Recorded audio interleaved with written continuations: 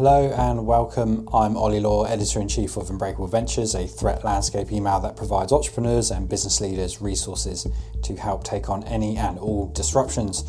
You are listening to our fortnightly risk update where we dive into emerging and current risks from around the world. We focus on some big stories and some you may have missed. We use the categories from the World Economic Forum's Global Risk Report to simplify the threats we're monitoring, but we also do some deep dives and interviews with industry peers. It's Monday the 5th of May and we're discussing the top risks between the 21st of April and the 4th of May 2025, so grab a coffee and let's get into it.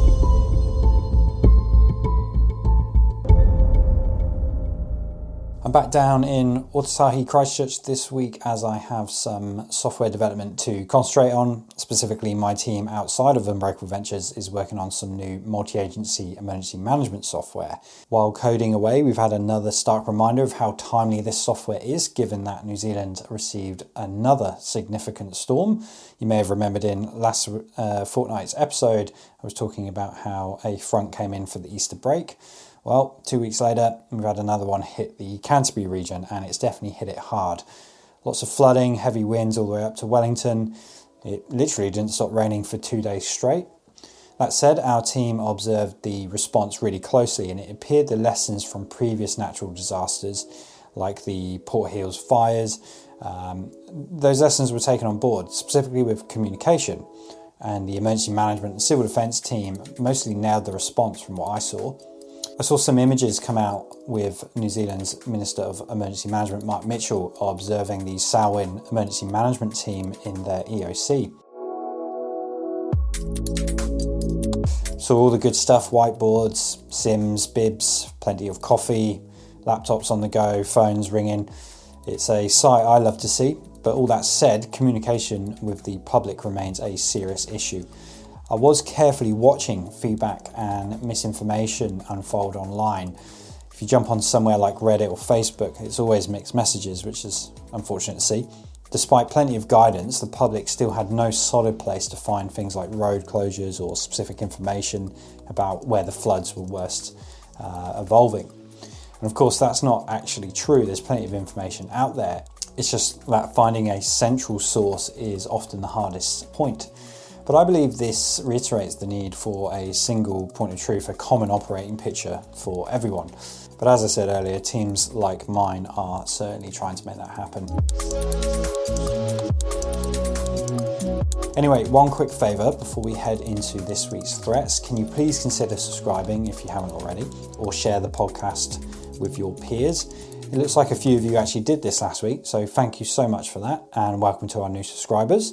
We plan to run this resource without any ads, but also find ways to increase the quality input from industry experts. So the more subscribers we have, the more contributors we have. But enough of that, let's talk about our risks this last fortnight.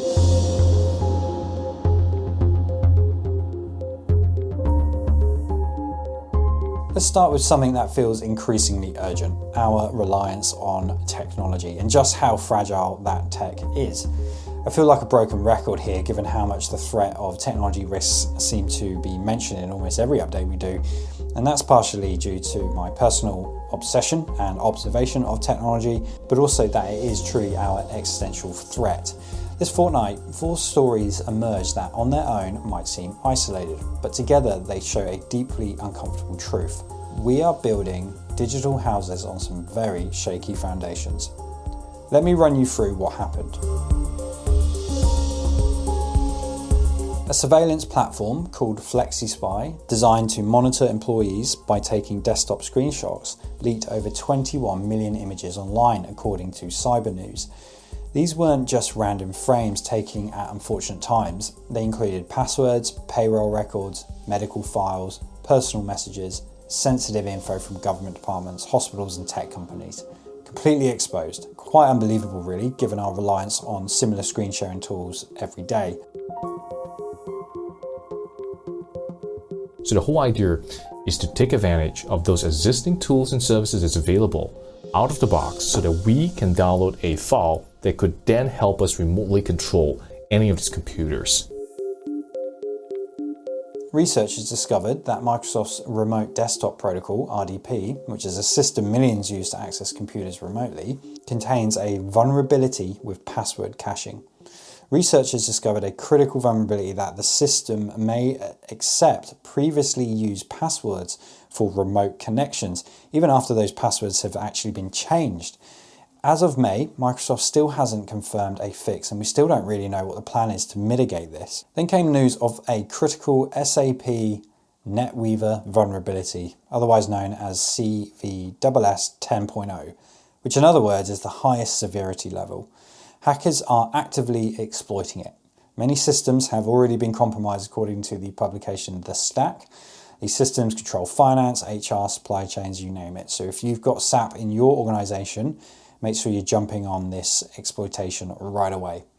And finally, millions of AirPlay and CarPlay devices, so that's Apple users I'm talking to here, were revealed to be vulnerable to Wi-Fi injection attacks. All someone needs to do is to be in range and they can hijack your system. No passwords required. The risks are probably obvious with all these remote access and sharing vulnerabilities, but humour me for a moment, because together these stories show how many of our systems are insecure by design, by default, or by negligence. And the consequences of not mitigating this is that for businesses, you're going to lose customer trust, potential IP theft, and sensitive data. Lawsuits, fines, all those sorts of things will follow. And for individual professionals, productivity tools you rely on might be monitored or worse, become attack vectors. And for critical industries, backdoors and vulnerabilities mean state-sponsored actors or criminals can disrupt operations or spy on sensitive environments. It all seems so hopeless and technical, so what can you do? First, audit your tech stack, especially tools with remote access, surveillance features or integrations. Check that they're all up to date, so you're looking to update and patch. Microsoft and SAP have push patches. AirPlay mitigations are rolling out, so act on them, make sure you're up to date. Also, limit employee surveillance tools, not just for ethics, but because they may be the weakest link in your cybersecurity chain. And finally, use network segmentation and endpoint monitoring to reduce blast radius if a device is compromised. Tech is now a double-edged sword. It's not about avoiding it, it's about controlling the threat landscape it operates in.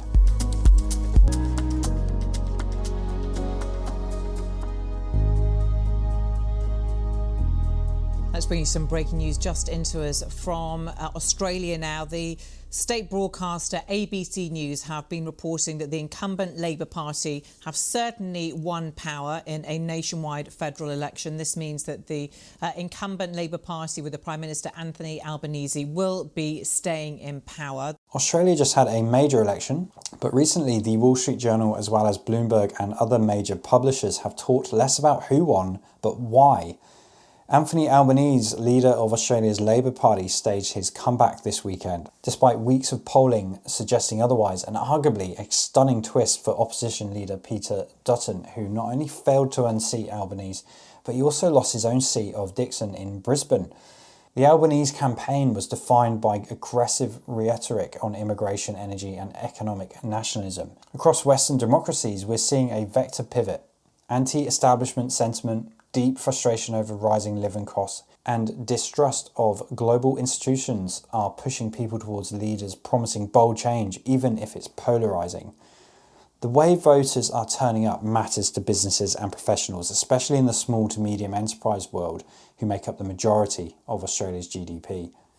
Political volatility isn't just a news headline, it shapes your risk exposure.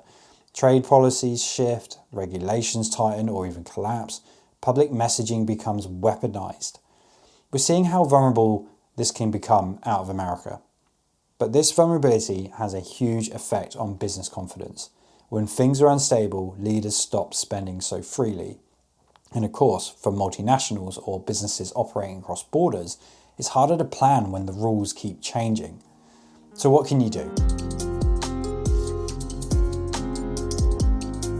First, scenario plan for political risk. If you haven't run election-related impact models, now's the time. Also, watch legislation closely. A new government often fast-tracks policy in the first 100 days, as we saw with Trump. So keep an eye on any conversations around policy change and match these against your operational vulnerabilities. You should also strengthen local networks. In volatile environments, your relationships on the ground matter more than ever. And most importantly, don't assume trends in one country stay there. We see regional and global shift in voter sentiment. Politics is a fundamental business risk. If Trump's first 100 days didn't prove this, then perhaps nothing will.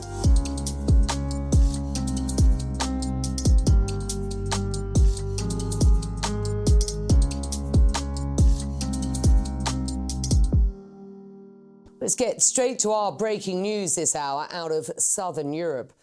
And a massive power outage has knocked out electricity across Spain and Portugal, causing chaos at airports, at train stations and on the roads. The Portuguese national grid operator says all of the Iberian Peninsula has been impacted and that some parts of France were also affected. CNN's Salma Abdelaziz is in London. Salma. Our top story this week concerns an apocalyptic scene that wasn't panic and looting shop windows. If anything, it was an optimist's view of how people can make the best out of a dark situation. On April 28th, a massive power outage swept across Spain and Portugal, plunging more than 60 million people into blackout conditions for hours.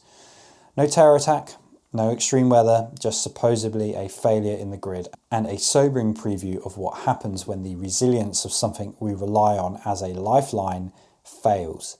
Here's what we know.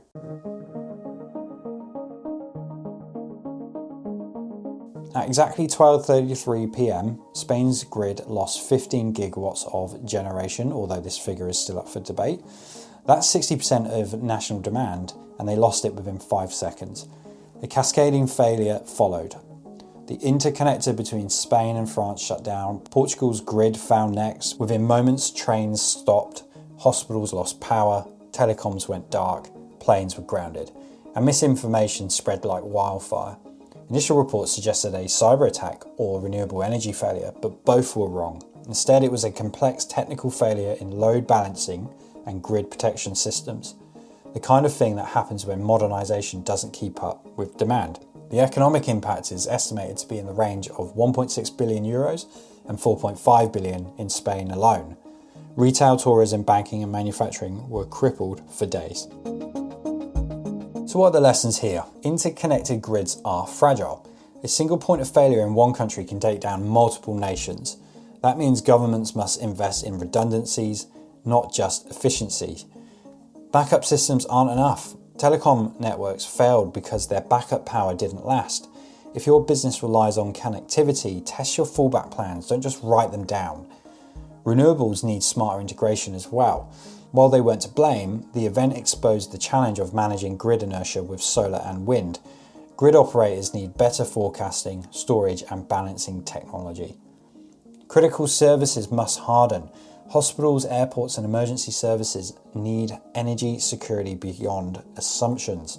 Crisis communication protocols matter. So speculation about cyber attacks or foreign interference went viral, which caused panic. Messaging must be centralised and fast to prevent misinformation. And most of all, don't assume it can't happen to you. Spain and Portugal are modern, advanced economies with some of Europe's best infrastructure, and still 60 million people were in the dark. If you're in business leadership, emergency management, or public infrastructure, this is your wake-up call. Try a power outage scenario exercise, even just desktop, within the next month and use this case study as your scenario playbook. Resilience isn't a checkbox, it's a muscle, and it has to be exercised before the crisis hits. That's it for today's update. If you need help navigating these threats or building a plan to protect your business, the same advisors who collate these insights are here to help. Head over to unbreakableventures.com to book a complimentary chat online with one of them. And if you found this resource useful, consider subscribing to Unbreakable Ventures or sharing the article to your LinkedIn network or wherever you chat with your peers. After all, resilience is about community and communication. Until next time, stay curious, stay informed, stay safe. Unbreakable Ventures is brought to you by the senior advisory team at Fixinc. At boutique resilience advisory based in Oceania and the ASEAN region. Special thanks to Europe's leading SaaS provider for resilience software, F24. Our articles are researched and published by industry specialists across New Zealand, Australia, Malaysia, and the United Kingdom.